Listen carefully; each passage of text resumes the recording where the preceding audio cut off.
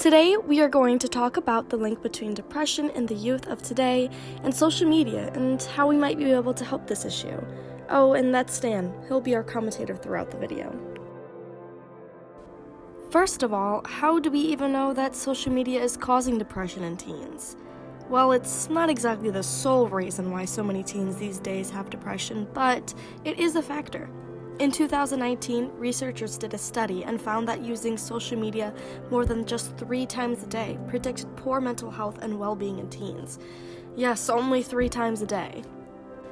The longer we sit on social media, the more stuff we expose ourselves to. It's extremely common for people to compare their lives with those that they see on social media, and let's be honest, we all have been jealous of someone's life based off an Instagram pic or a Snap story, but who hasn't?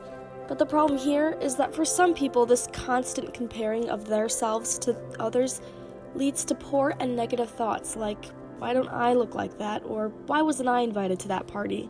These kinds of negative thoughts can lead someone into a downward spiral, causing them to experience depressive symptoms, which can ultimately lead to depression.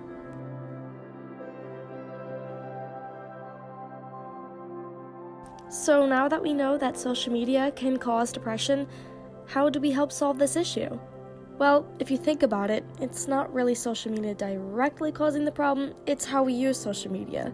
If we change how we use social media to a more positive and healthy way, we might just get a healthy and positive outcome. This doesn't mean it's your fault if you're not using social media in the right way. Most of us don't even know what that is, as social media is still extremely new to us, and we are still trying to figure out what the right way may be. So, if we do a little bit of math, we can figure out just how new social media really is. Humans are said to be about 200,000 years old, while social media is arguably about 24 years old. So, if we divide the age of social media by the age of humans, we get 0.00012, which is equal to 0.012%.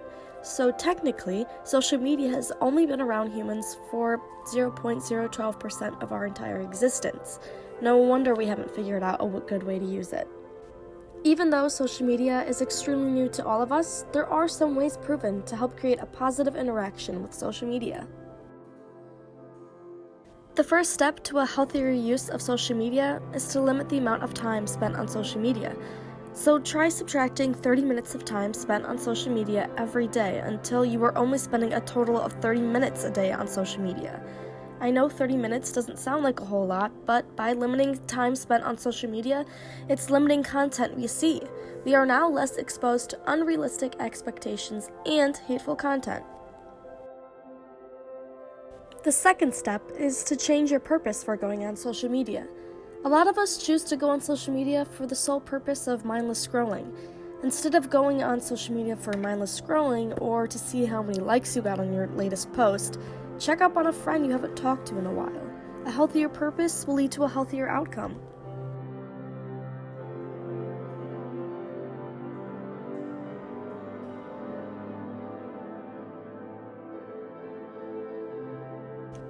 Step 3 is to engage in social media.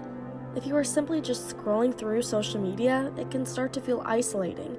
Watching people take part in conversations that you aren't participating in can feel lonely. Try commenting something simple and positive on a friend's post.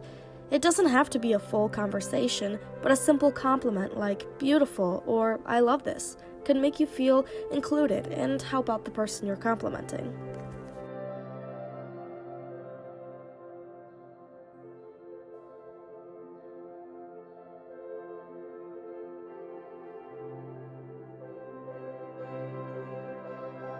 So, now that we've gone over the 3 steps, we can put them into action, and we can start out by creating a more positive experience on social media for yourself and for others, and this will hopefully lead to a positive mindset.